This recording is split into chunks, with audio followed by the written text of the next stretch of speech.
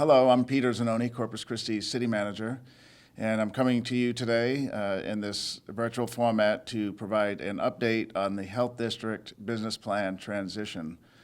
We know that we have been meeting with you, the city and county health employees, since October. At that time, City Council decided or voted to create a separate health department. And so basically creating a separate, a new model on how to deliver healthcare services to our community. And since that vote, we've been communicating with you regularly every Friday. In the past 3 Fridays, because of the increase in COVID cases and your need to be out in the community, we have been bringing these messages to you virtually, allowing you time through the day or through the evening to get the message so that you don't have to take time out of your busy schedules in the morning. So today's update won't be as long as last week's. We'll be providing you an update on 3 things. Our communications that we have had, myself, the mayor, Steve Vieira, and a few of our other team members with some very important people. That includes our state delegation, as we call it, the senator and 2 representatives that are from this area. And then also with the Department of State Health Services, the leadership from that very important agency. Also, the Texas Department of Emergency Management. And so I'll brief you on what we told those individuals, but more importantly, I want to share with you their feedback and how they see what we're doing here, how they see that is very important, and talk to you about their input in moving forward. Okay, but before we get into item number 1, I did want to remind us of those 3 overarching goals that we have, and that is to provide better health outcomes to our community. Our second goal has been to be more mindful and be more efficient on how we use taxpayer dollars to provide critical public health services. And then finally, and more importantly for you, we want to provide you a better work environment, a better workplace in delivering those healthcare services. We know that for at least 2 decades, numerous reports have cited that the workplace environment is not the optimal one, and so we want to improve that for you. We're also mindful, and some of the persons that we talked to this week were very mindful of this, and that is that we do not want to have, and we have pledged that we won't have, any interruption in services to the community. So that's a very important pledge, and that goes along with those 3 goals that we have. Okay, so this week, early this week, the mayor, myself, our Intergovernmental Relations Director, Tammy Embry, and a few other individuals from our city team had the opportunity to talk to our state legislative delegation. That includes Senator Hinojosa and 2 representatives, Representative and Chairman Todd Hunter, and then Representative Herrero. And so these legislators are from our region. Their constituents and districts are within Corpus Christi, Nueces County.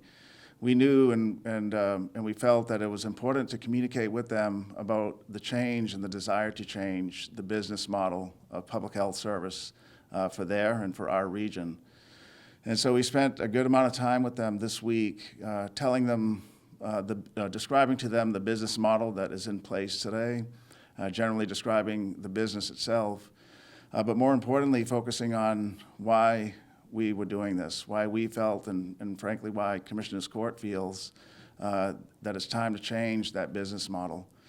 And so all 3 of the legislators, I want to tell you, were very supportive of the 3 goals that we have, especially the one of having better health outcomes for our community. They're from here, and they know quite well that we need better health outcomes for the thousands of individuals that live here in our community. So they were very supportive of that. They were also very supportive of being more mindful, more efficient in how we use taxpayer dollars. And they also care about you, and so naturally, making sure your workplace environment is better was of importance to them. They did say that that local decisions belong in the local jurisdiction. They said they're not going to legislate from Austin how our public health services are delivered, and so that was a good message. It was good to hear that. They are going to help us communicate with state agencies, to include DSHS, the Department of State Health Services, but others. The Texas Department of Emergency Management is another one. and the others that we use on a frequent basis to provide our healthcare services to the community. And so the takeaway or the message to you is that we have strong support amongst the state delegation that represents this area, and they're going to help us, and they care about the outcome of what we're doing. And so those are real important messages to share with you today. Also this week, because we have made pretty significant progress in the development of a new business model, we felt the time was right now for us to begin to speak to some of those lead partner agencies in the state of Texas that either fund us or work with us during crisis situations. And so that does include TDEM, the Texas Department of Emergency Management, and our very important funding partner, Department of State Health Services, also a very important partner in providing critical services to our region from a statewide perspective. And so this week, we had conversations in depth with the chief of TDEM, Nim Kidd. He's the lead person representing the state of Texas when it comes to emergency preparedness and disaster recovery. He's always been a great person to work with and communicate with, and he cares about our community. He's a great professional, and so I described to Nim Kidd what we were doing. Frankly, he already knew what we were doing because of a prior conversation that I had with him. But I provided them updates on where we were. He's very supportive of a new healthcare delivery model for public health for our community. And he continues to reference progressive cities in Texas that have already done this or are in the process of doing this, and encouraged us to continue to look at some of those cities where they're using alternative business delivery models to provide critical healthcare services, especially in times like this when there's an extreme pandemic underway. So Nim was very supportive. Chief Kidd was very supportive and is anxious about the outcome in terms of he wants also to see better health outcomes and better delivery systems for our community. Also this week, we met with several persons from DSHS, from the Department of State Health Services. That includes Dr. Hellistat. He is the commissioner or the lead of that department, as I'm sure many of you know, or all of you know. And then we met with many of his team members. That includes Associate Commissioner Gruber and his team to further explain and get feedback from them on what we were doing in terms of developing a new delivery model, business model for our community. So Dr. Hellistat was very complimentary of our goals to include having better health outcomes for our community. Obviously, a professional like him in the business cares very much about that. He also cares about work environments and taxpayer dollars as well. He was very supportive of the model that we're negotiating with Nueces County commissioners through Jenny Dorsey, their appointed liaison to us to negotiate, their appointed negotiator. So Dr. Hellistat favors that model. He believes that the less interruption in the business relationship that we have with DSHS, the more funding we will get in terms of continuity of funding. He told us he does not want us to miss out on even one day worth of funding. And so we know that that healthcare delivery model that Nueces County proposed to the city and that we're negotiating with Jenny Dorsey to move forward, that one continues the health district with a different delivery system, and we know that that one is that the city would be the 100% operator of the health district. We would be in charge of the district.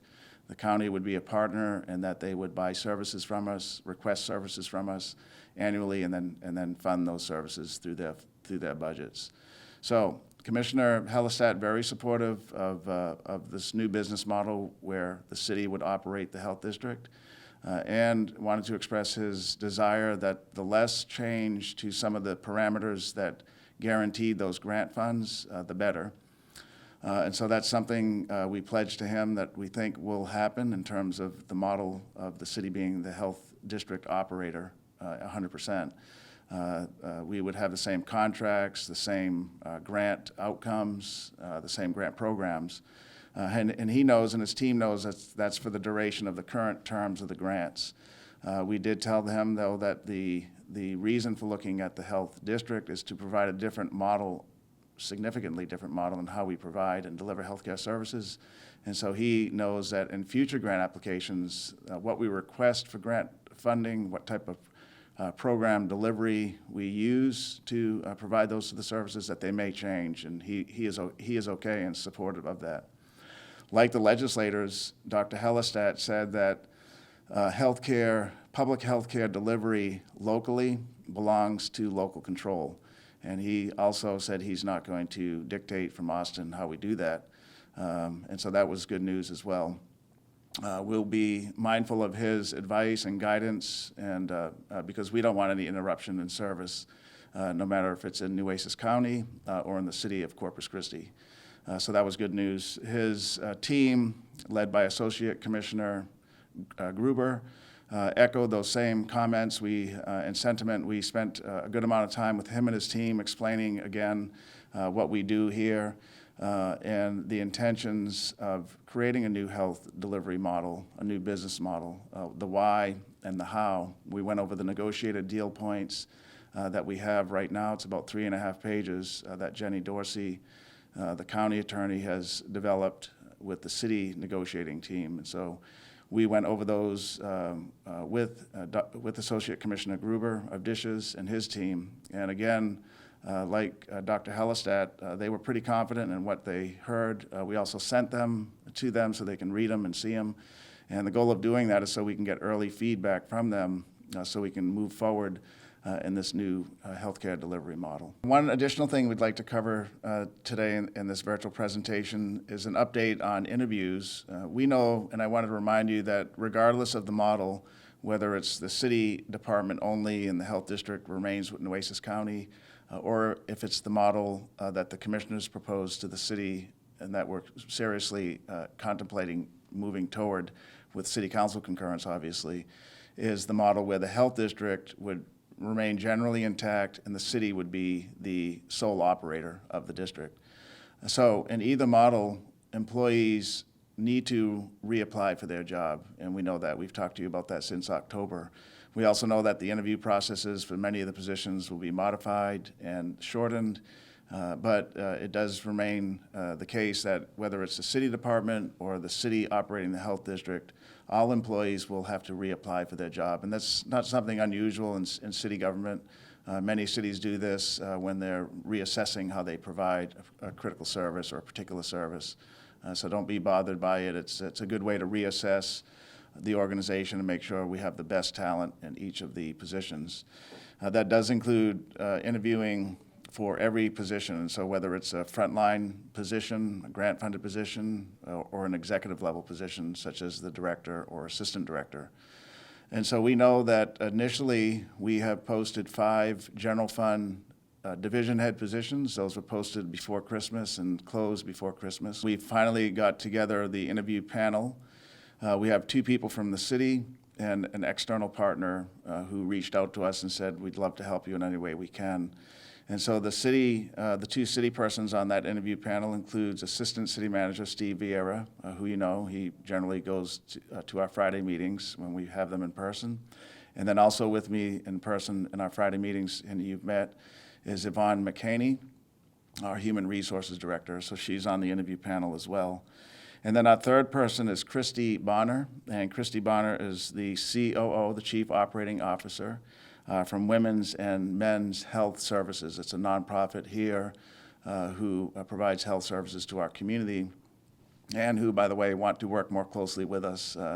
Miss Bonner stopped me shortly after City Council's vote one day and said, we're real glad you're reconsidering how you provide health care services to the community, and we want to be a stronger partner with yours. So we want to thank Ms. Bonner for being excited about doing that, and thank her also for being on the interview panel. So that 3-person interview panel has started interviews yesterday and today. Some are going on right now, in fact, for those 5 division heads. We had some great applicants from our internal applicant pool, and decisions will be made on those soon. I believe there's a few more interviews that'll take place early next week. The interviews were delayed a little bit this week, being mindful of the work that you all are doing in the community with the COVID pandemic. So interviews and selections will conclude hopefully next week, and we'll let those individuals know who's been selected for those positions. We are still recruiting with a national recruiter that we use here in the city for several that we have used for several of our executive positions.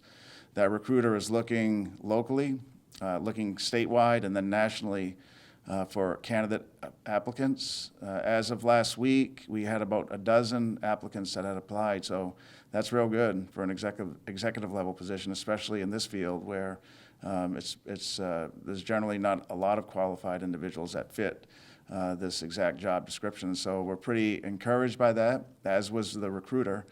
He'll continue to search locally, statewide, and nationally for applicants, and soon we'll be conducting interviews there as well. And then after the director's filled, with the director's help, we'll begin to recruit for the assistant director. So we'll provide you more information next week on other postings that we'll have, entry-level position, grant positions. We're going to be moving pretty quickly after we get the 5 general fund division head positions filled. The final thing we want to talk to you about today is just what's coming up next week. On Monday, Nueces County Commissioners Court has a special meeting on Monday to cover several business matters. And they will have an item on that agenda to continue their conversation about the health care or health district business model, the one that they have recommended and actually voted on 4-1 to propose to the city. And so just to remind us of that, the Commissioners Court already voted 4-1, 4 yeses, 1 opposed, to entertain or to focus on that delivery model and to present that to the city. And that's what has been done. So next week on Monday, the county will continue to talk about that model and the deal points as they have progressed with the county-appointed negotiator, Jenny Dorsey, as well as the city negotiating team. So they'll talk about those on Monday, and then again on Wednesday, they have a second meeting. Their regular business meeting is on Wednesday, the 26th. And so an item we've been told by Jenny most likely will be on the agenda for Wednesday as well. And then in between those 2 days, the City Council has its regularly scheduled meeting on Tuesday. We will then, for the second time with the City Council, talk to them about the deal points, the business points that we have been negotiating with Jenny Dorsey of Nueces County. We are encouraged by the feedback that we received from our state delegation, as well as leaders, including Dr. Hellerstadt from the DSHS, from the Department of State Health Services. We're encouraged that that is the preferred model, and we're going to work with the City Council to make sure that all their questions and questions or concerns they may have with that model are answered on Tuesday, so we can begin to move forward and focus on one model over the other. And so that'll take place on Tuesday with City Council. We know that they met a few meetings ago, but it was a very heavy agenda, and they got a chance to kind of generally hear about the negotiated business deal points. But this Tuesday, they'll have more time to vet them out, and we'll talk to them as long as we need to make sure they understand them. So that happens next week then, Monday, Tuesday, Wednesday, both City Council and Commissioners Court meet to continue our dialogue on the new business model moving forward. There's other items that take place with respect to you. We know that your work groups will continue to convene, both the ones that were created by our innovation team, and we'll be making more progress on the individual program work groups with employees. That'll take place. Interviews will continue for those division head positions as well. And there'll be other updates too that'll come out to the employees on things like the retirement system and those programs as well. So keep an eye out on your email. We know that we have that portal as well to communicate with you. We want to remind you also that we established at your request the drop boxes for suggestions. We received a lot of good suggestions from you, in fact, from that drop box that's at the Health District building. So continue to utilize that one. There's also one at City Hall with comment cards available. Also, there's one online that you can use as well that's anonymous. So a good week coming up. We'll see if we get a chance to come over in person next Friday. We'll see how the case count or the curve is going. We hope to see you soon. If not, next Friday we'll do another video message, another virtual message to you. As always, and as I've told you in each of our meetings, if you want to come visit me in person, feel free to do that. Call me here at my office. I'll gladly set some time aside for you. We care about all our employees, and especially we care about you, our healthcare employees, and so I'm available I've met, in fact, with several of you in my office since October, and so I'll be glad to continue to offer myself to you to help alleviate any questions or concerns that you might have.